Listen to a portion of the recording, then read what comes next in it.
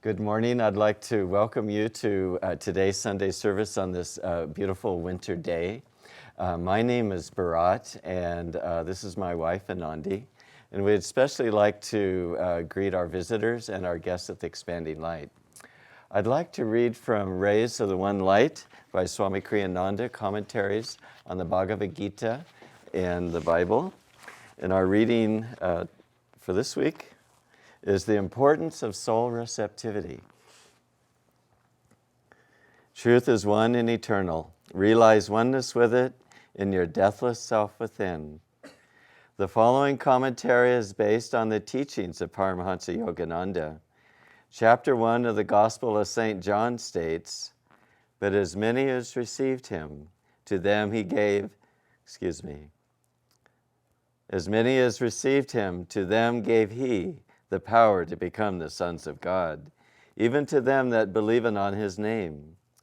This was a passage Paramahansa Yogananda often quoted to his disciples. Be in tune, he would tell them. Delusion can't touch you if you keep in tune. A few of you will fall, he once said, but it needn't be if you would stay in tune. Of a disciple who became highly advanced, even though she didn't meditate much, he said, she got there by attunement. To one who found meditation difficult, he said, I will meditate for you as long as you stay in tune. Truth is a state of consciousness, not a well-worded definition. It is in that consciousness, above all, that our lives are transformed. Therefore, the Bhagavad Gita says, in the 10th chapter, to those who are ever attached to me and who worship me with love, I impart discernment by means of which they attain me. Out of my love for them, I, the divine within them, set a light in them, the radiant lamp of wisdom, thereby dispelling the darkness of their ignorance. Thus, through Holy Scripture, God has spoken to mankind. Om, Om, Om.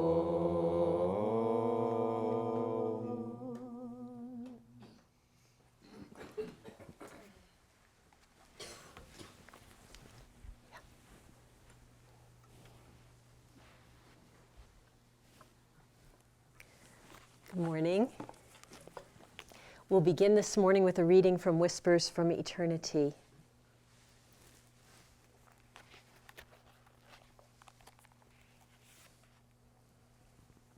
Demand for the opening of the spiritual eye to find God in everything.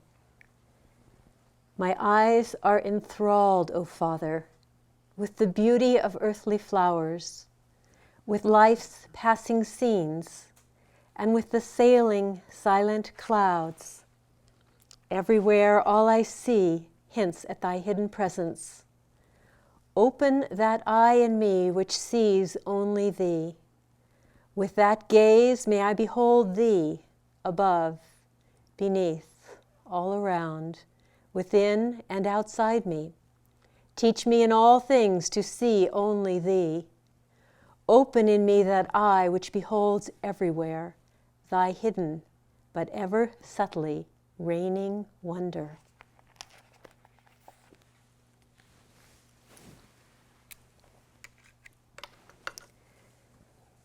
Last week, our Sunday service was on the avatar, the free soul that God sends to earth as the guru to bring other souls to freedom. And then this week, the following week, is on how do we make the link with that avatar? How does he bring us to freedom? It is through our own receptivity.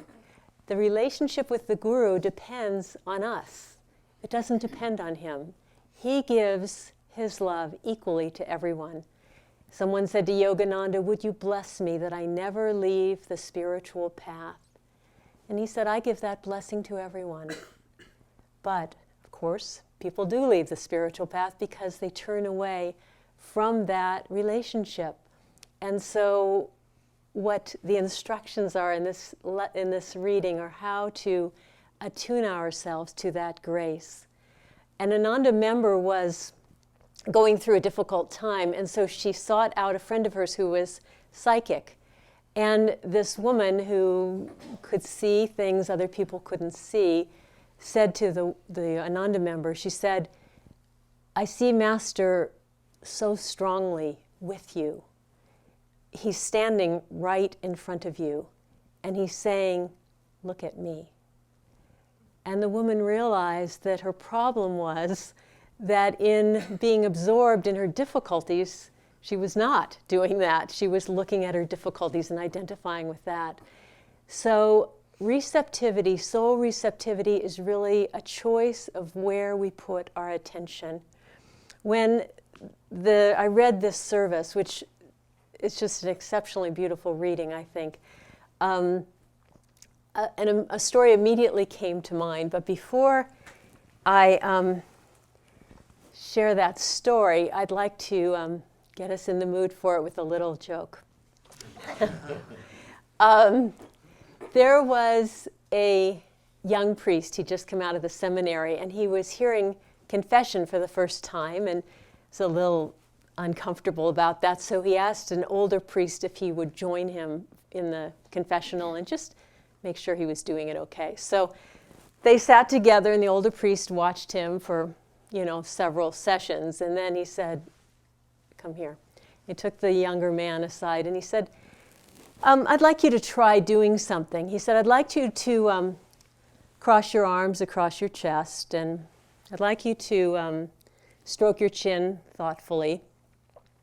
And then I'd like you to say, 'I see. I understand. And how did you feel about that?'" And the young man did that, and he said, "Now, don't you think that's more effective than slapping your thigh and saying, 'No way, and then what did you do?'"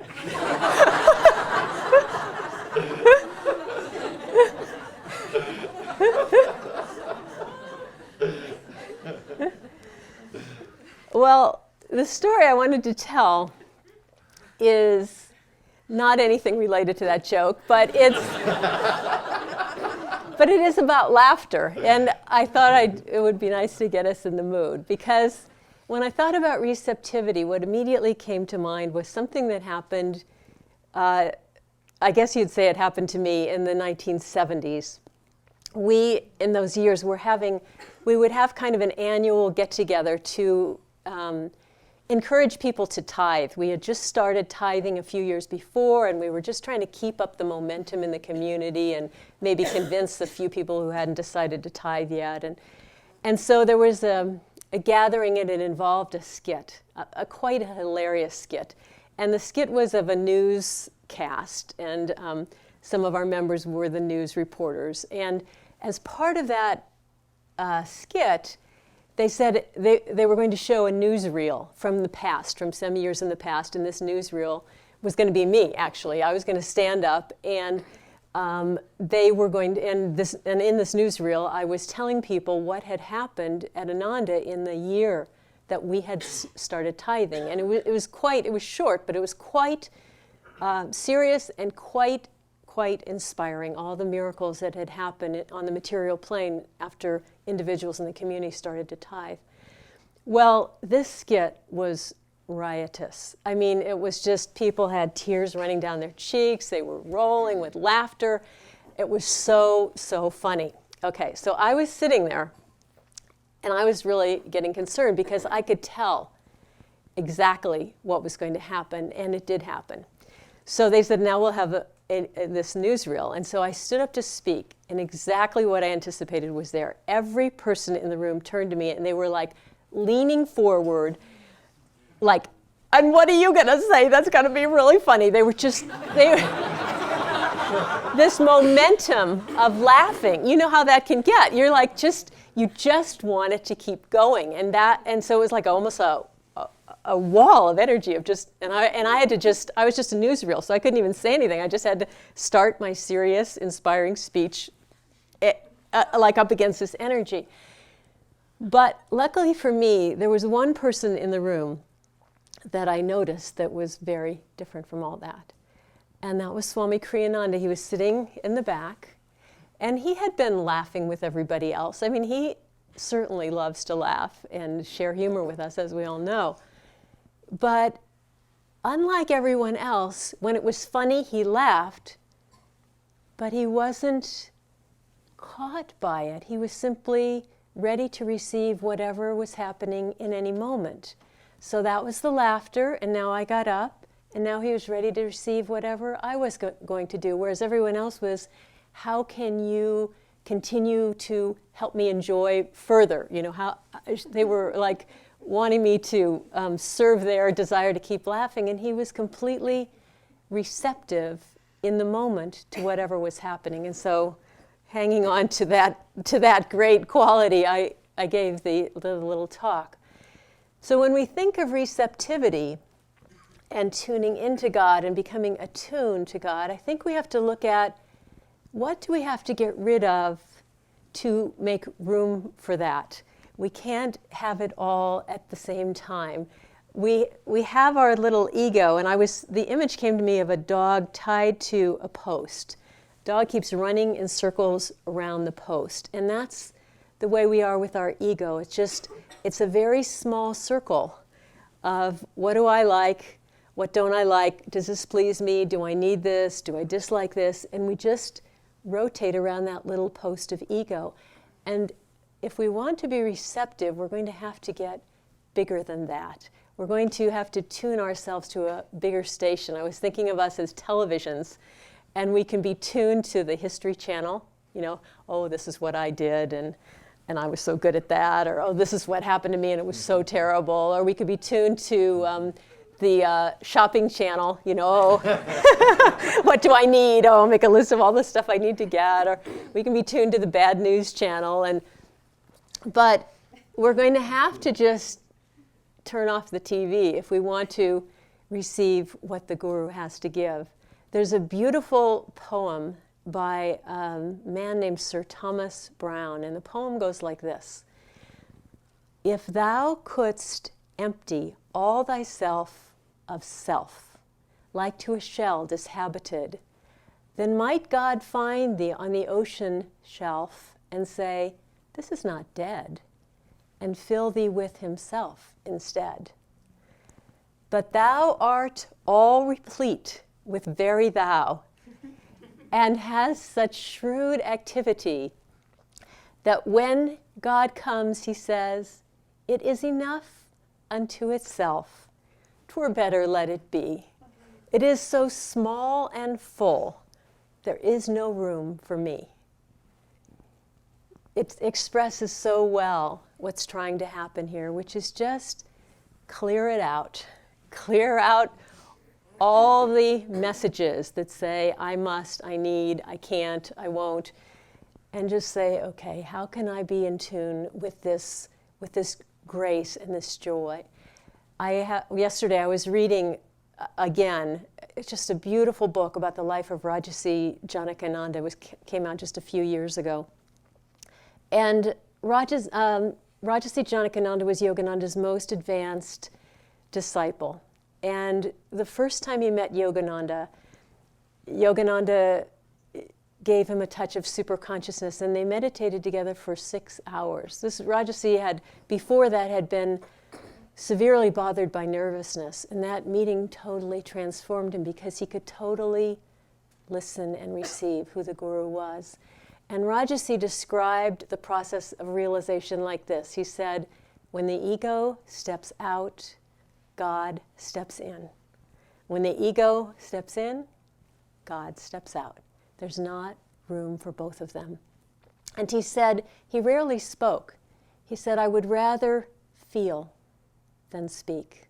I don't like to talk. I would rather feel. And so he would walk with different ones of the monks.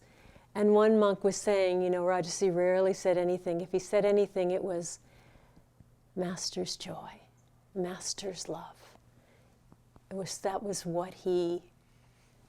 That's all he cared about. And then one monk said that, now Rajarsi was a self-made millionaire, and he was responsible for building almost all of Yogananda's work and for establishing it on a sound footing. And Yet this monk said he used to walk with Rajasi, and Rajasi would say,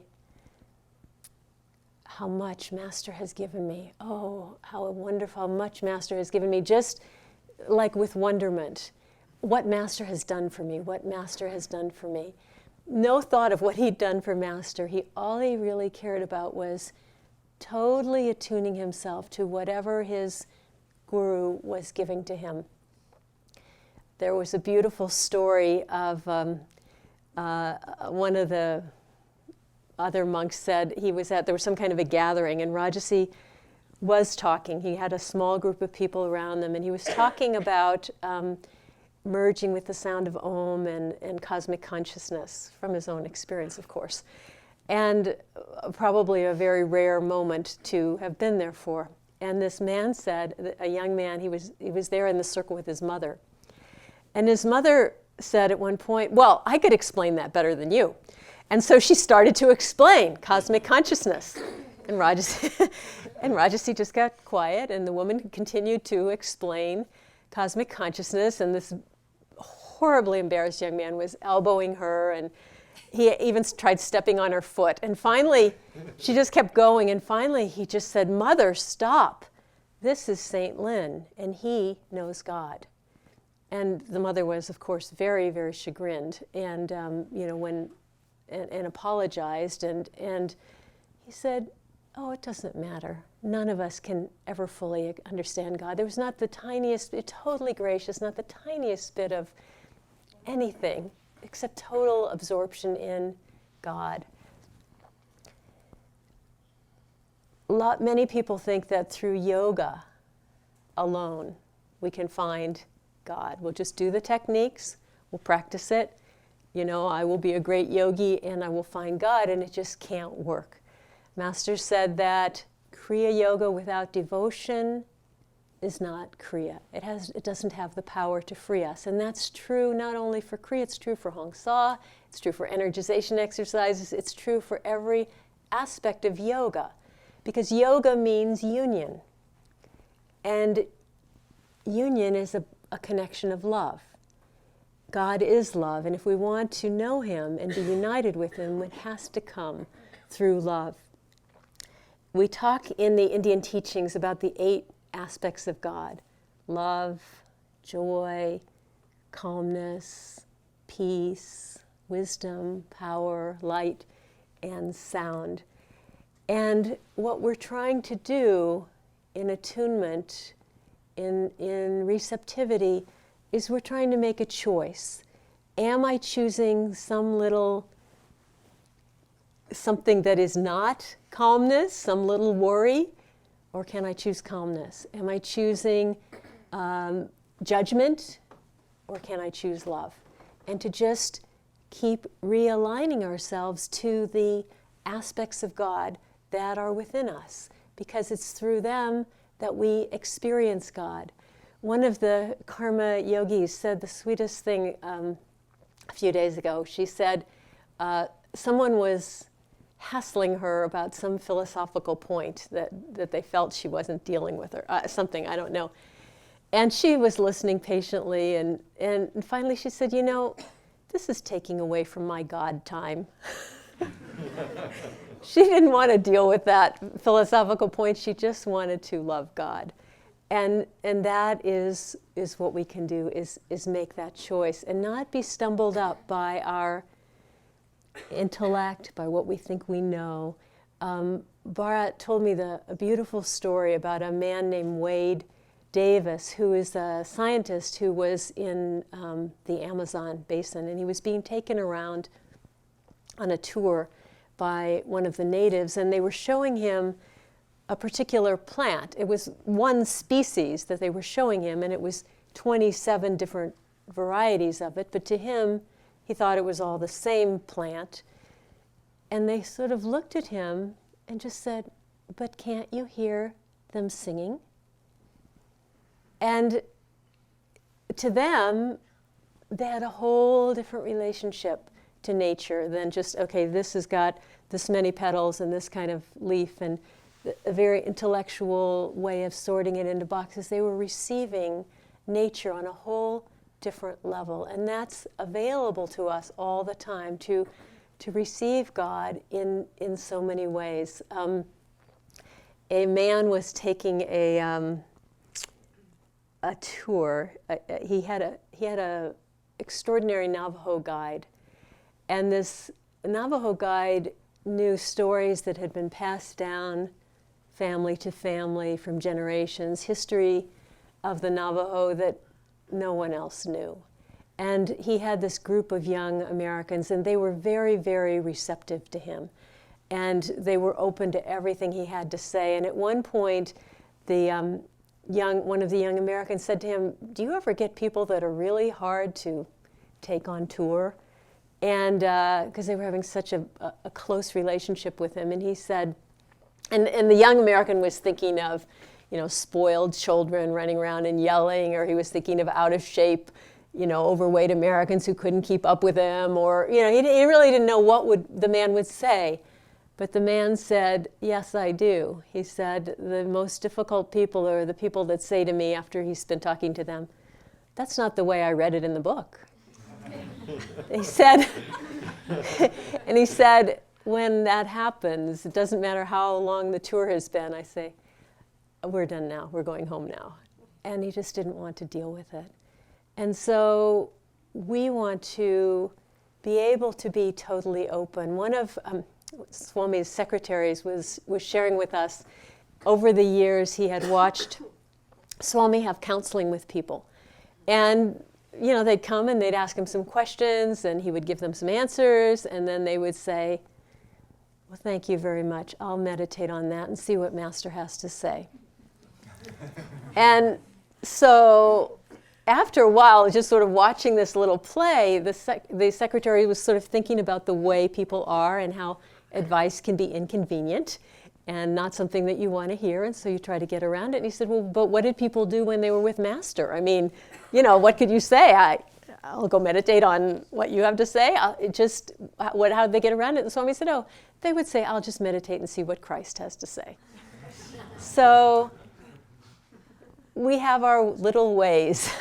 We have our little ways of maintaining our hold on smallness, and they are profoundly connected to us, and we have to pay attention to them. And so really to use those 8 aspects of God and say, what am I doing in this moment?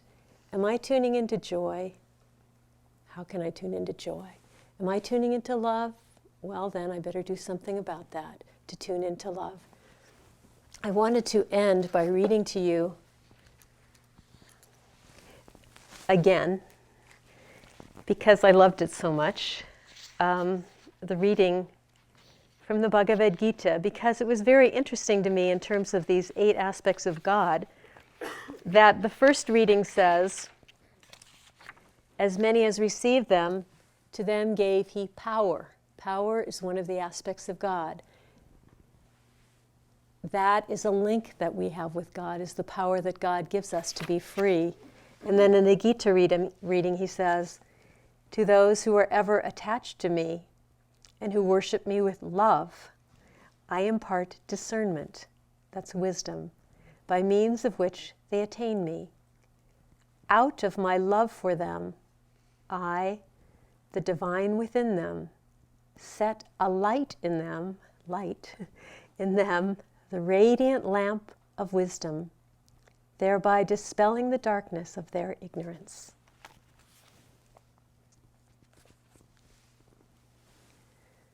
So the Avatar has dedicated himself to coming back to free us. And the great scripture, the Bible here, and the Gita tells us we can be free if we will attune ourselves to that ray of grace.